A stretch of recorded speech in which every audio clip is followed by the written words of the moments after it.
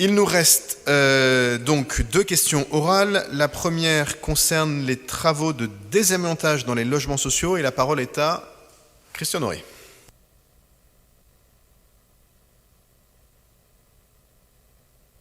Une question, pardon, mais la parole est néanmoins quand même à Christian Honoré. Oui, monsieur le maire. Des locataires des logements sociaux du 18e arrondissement nous ont signalé avec Pierre Bournazel des dysfonctionnements lors des travaux effectués dans leur résidence.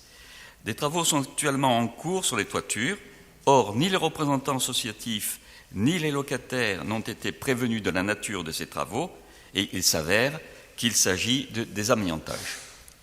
De plus, il semble que la réglementation concernant les travaux de désamiantage, en particulier le stockage et l'évacuation du site, ne soit pas respectée. Avec Pierre Bournazel, nous avons adressé un courrier à la direction du bailleur concerné, courrier sans réponse à ce jour.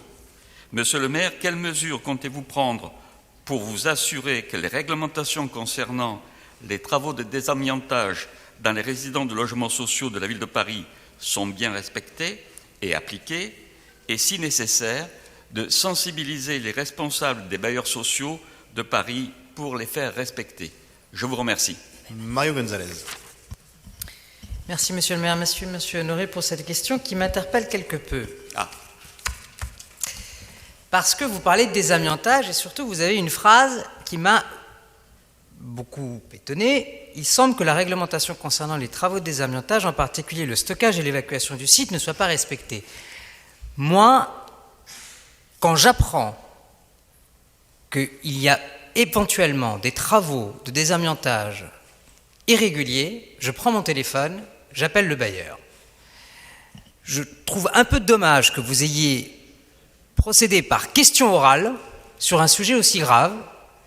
Vous avez mes coordonnées, vous avez mon mail. Si vous avez le moindre doute, vous m'appelez. J'appelle immédiatement le bailleur, dont j'ignore l'identité. Je ne sais même pas de quel bailleur il s'agit. Je ne sais même pas de quel immeuble il s'agit. On parle de désamiantage. C'est un sujet qui est grave et pour lequel, et vous le dites dans votre question orale, l'inquiétude des habitants est toujours bien légitime dès lors qu'ils sont exposés à ce type de travaux.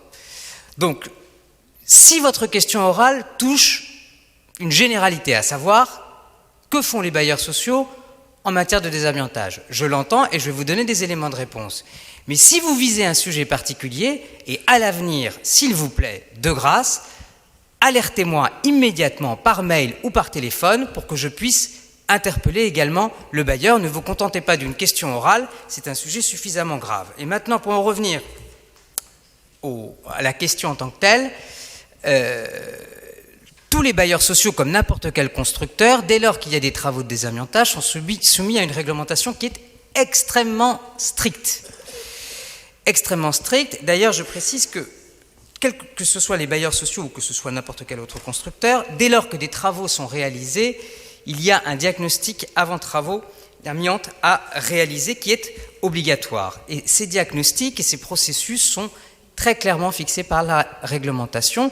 S'il y a la moindre difficulté en ce qui concerne la réalisation de ces travaux, ce sont les services de l'État qui sont compétents pour vérifier la conformité des travaux. Mais s'agissant naturellement, dans l'hypothèse où il s'agirait de bailleurs sociaux de la ville de Paris, nous aussi, nous pourrions éventuellement interpeller et sensibiliser et alerter les bailleurs en cas de travaux irréguliers en ce qui concerne le désamiantage. Mais au final, le respect de ces réglementations appartient d'abord et avant tout à l'État, puisque c'est une responsabilité de l'État, et pour ce qui est de Paris, de la préfecture de Paris. Et je crois que j'ai tout dit. Donc, mais vraiment, s'il vous plaît, monsieur Honoré, la prochaine fois, dites-moi de qui il s'agit, de quel immeuble il s'agit. C'est un sujet grave et sérieux. Merci beaucoup pour cette réponse précise. Monsieur Honoré, est-ce que vous vouliez rajouter un mot? Monsieur Bournazel. Merci, monsieur le maire. Je voudrais faire juste un rappel au règlement. D'abord dire que les élus ici posent les questions qu'ils souhaitent. C'est quand même important dans une démocratie. Ce n'est pas à vous de juger les questions de l'opposition municipale. Et puisque vous abordez ce sujet, je voudrais dire que sur le nombre de courriers que je réalise, ils sont quand même nombreux. Le préfet de police précédent me rappelait que j'étais l'élu de Paris qui lui écrivait le plus. Pour la ville de Paris, actuellement, dans toutes mes interventions, j'ai moins de 30% de réponses à mes courriers. Qu'est-ce que je fais? Moins de 30% de réponses, à la ville de Paris. Et je vais vous donner 2 exemples. Quand j'ai proposé, il y a plus d'1 an, un concours des terrasses à Paris, on ne m'a jamais répondu. Par contre, 1 an plus tard, la ville de Paris organise le concours des terrasses, qui était l'idée que j'avais portée. Tant mieux, je m'en réjouis. Mais on ne m'a même pas répondu. Il y a 2 ans, j'ai proposé la construction d'une maison de l'Afrique à Paris. La maire de Paris elle-même m'a répondu positivement à ce sujet, en disant d'ici quelques semaines, Monsieur Bournazel, nous allons monter un groupe de travail. Ça fait 2 ans et j'attends. Je pourrais multiplier les exemples. Alors nous n'avons pas le pouvoir de décision, nous n'avons pas le pouvoir d'action, mais nous avons au moins 1 fois par mois la possibilité de poser des questions, et je trouve que c'est déjà pas mal. Et donc je pense que ça mérite, au moins sur la forme, une autre forme de réponse. Et donc je laisse Monsieur Honoré maintenant développer. Monsieur Gonzalez,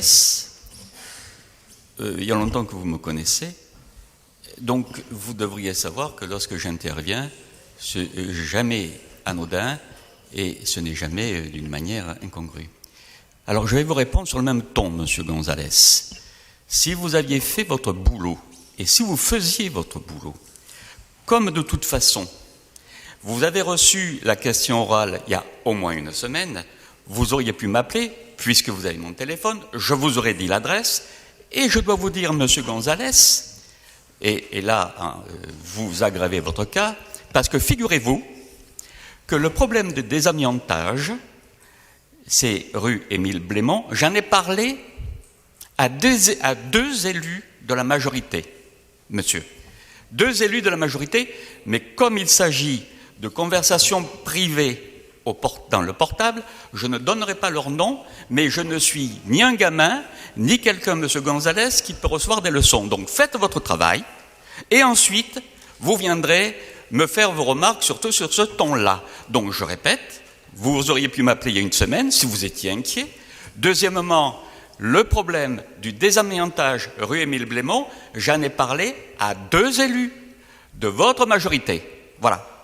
Je vous remercie, monsieur. La prochaine fois, vous aurez un autre angle d'attaque. Je vous remercie. Au revoir. Alors, je ne sais pas si vous êtes un spécialiste pour recevoir des leçons. En tout cas, pour les donner, vous vous placez là.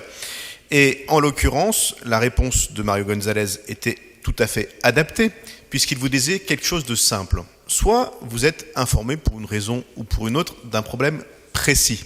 Et en l'occurrence, s'agissant du désamiantage, vous donniez le sentiment dans votre question de vous adresser à une adresse précise. Et honnêtement, le fait d'attendre le conseil d'arrondissement pour saisir l'adjoint concerné m'apparaît comme particulièrement dommageable.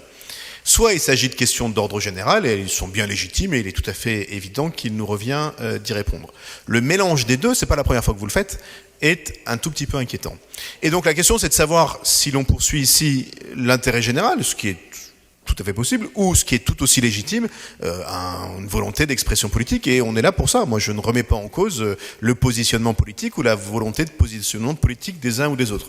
Par contre, je remets en cause le principe qui consisterait à imaginer que les seuls moments de dialogue entre mon équipe et les élus, y compris de l'opposition, soit le conseil d'arrondissement. Heureusement qu'on se voit plus souvent que ça et qu'on se parle plus souvent que ça.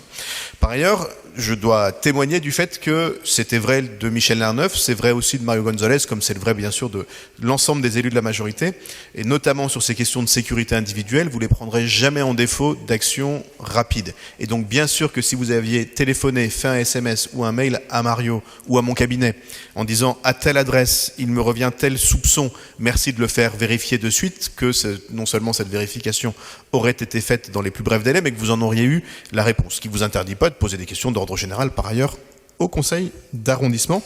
Mais je pense que l'enjeu, c'est de savoir ce que l'on veut. Soit on veut régler des dossiers, des problèmes précis, et donc il faut le faire dans les formes, soit on veut faire du débat politique, et encore une fois, c'est pas moi, loin de là, qui mettrait en cause cette utilité et ce rôle aussi des élus.